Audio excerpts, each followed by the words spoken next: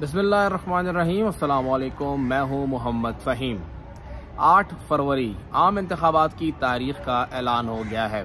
आम इंतखाबात की तारीख़ मतलब ये है कि अब इंतखाबी मुहिम शुरू होगी और 2 रोज़ कबल ही पेशावर हाई कोर्ट ने ये हिदायत की, इजाज़त दी पाकिस्तान तहरीक इंसाफ को कि वो भी आम इंतखाबात के लिए अपनी मुहिम चलाने के लिए आज़ाद हैं।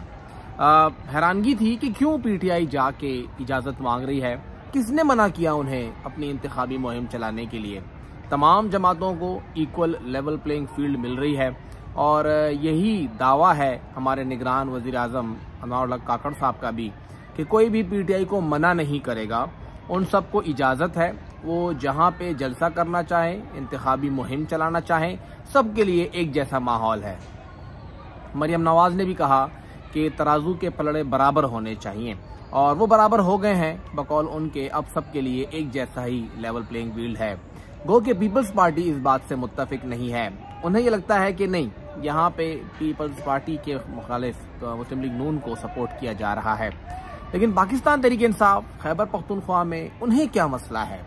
तो जो इजाज़त ली गई या जो हुक्म आया पेशावर हाई कोर्ट का, उस हुक्म पर, उस इजाज़त पर मुहर सब्त कर दी खैबर पख्तूनख्वा पुलिस ने। मानसेरा में एक वर्कर्स कन्वेंशन था और वो वीडियो सबके सामने है कि जहां पे वर्कर कन्वेंशन करना था, एक तो उससे एक रात कबल PTI के मुताबिक जो उनका दावा है कि उनके वर्कर्स को, उनके रहनुमाओं को गिरफ्तार किया गया। वहां पे छापे मारे गए, उनके घरों पे छापे मारे गए, जहां जहां पर वो थे उन्हें गिरफ्तार करने की कोशिश की गई या गिरफ्तार कर लिया गया और नाकेबंदी की गई। उस वर्कर कन्वेंशन की जगह पर आने वाले रास्तों को बंद किया गया और जहां पे वर्कर कन्वेंशन था वो भी सारा का सारा खराब कर दिया गया, सारी कुर्सियां समेट ली गईं। पेशावर पुलिस ही अब बेहतर पोजीशन में है, खैबर पख्तूनख्वा पुलिस, माजरा चाहूंगा क्योंकि मानसेरा पूरा खैबर पख्तूनख्वा है। तो IG साहब भी बताएंगे कि आखिर क्यों उन्होंने पाकिस्तान तहरीक इंसाफ को ये वर्कर कन्वेंशन करने की इजाज़त नहीं दी। जब पेशावर हाई कोर्ट कह रही है कि उन्हें इजाज़त है, तो फिर क्यों उन्हें मना किया जा रहा है?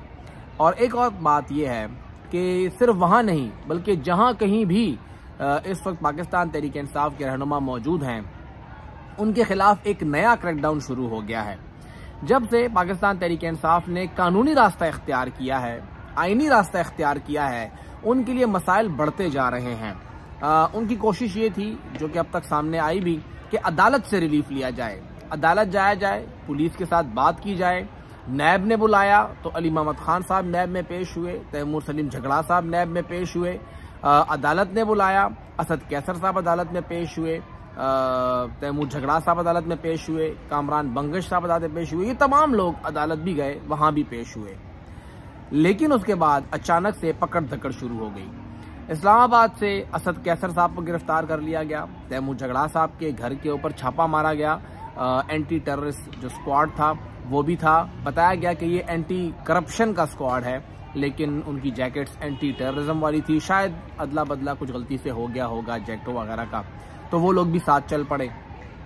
उसके साथ ही देखा जाए तो कामरान बंगश साहब के खिलाफ जो FIR दर्ज हुई, बज़ाहिर अभी तक उसको पुलिस साबित नहीं कर सकी है और शायद इसीलिए उनकी जमानत भी हो गई। फिर किसी और FIR में गिरफ्तार किया, एक और में और पूरी की पूरी एक ट्रेल बन गई, मुसलसल FIR दर्ज हो गई।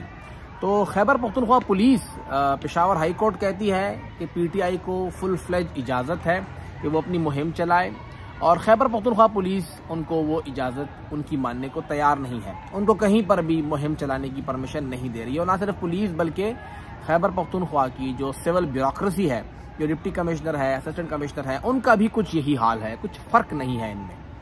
अब देखा जाए तो इन सब का मकसद क्या सामने आता है?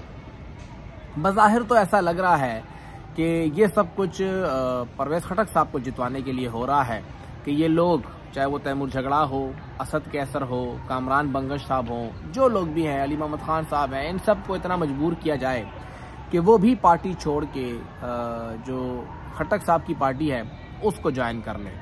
कुछ इतलात ये भी थी कि खटक साहब जो दावा करते हैं बहुत सी जगहों पर, बहुत सी महफिल में बैठ के, निजी महफिल में बैठ के, कि उनके साथ वो सब कुछ है, वो सब कुव्वतें हैं जो उन्हें इक़्तिदार बनाना चाह रही हैं, कि नहीं, बहुत से लोग खफा थे कि हमारा नाम ये इस्तेमाल ना करें, कुछ इदारों ने ये गिला भी किया कि क्यों हमारा नाम इस्तेमाल कर रहे हैं, लेकिन जब इस लेवल पे काम होता है तो इट मीन्स के वो नाम इस्तेमाल नहीं कर रहे हैं, वो सच कह रहे हैं, लोग उनके साथ हैं, अवाम की ताकत उनके साथ है और अवाम का सरचश्मा तो जहाँ से है सबको पता है। तो ये सब कुछ जो इस वक्त हो रहा है, अगर देखा जाए तो इसका एक और मतलब भी बनता है और वो काफ़ी मेरे लिए भी कुछ हैरानकुन है। जब से 9 मई हुआ है, उससे पहले अगर आप देख लें तो पीटीआई की मकबूलियत एक ख़ास हद तक ही थी, लेकिन एक ख़ास हद तक पीडीएम की हुकूमत ने पीटीआई की मकबूलियत को उठाने में एक बहुत अहम किरदार अदा किया। पाकिस्तान तहरीक इंसाफ को शहबाज शरीफ का शुक्रगुजार होना चाहिए कि वो हुकूमत में आए। खैबर पख्तूनख्वा में निगरान हुकूमत का शुक्रगुजार होना चाहिए कि लोग वो भूल गए।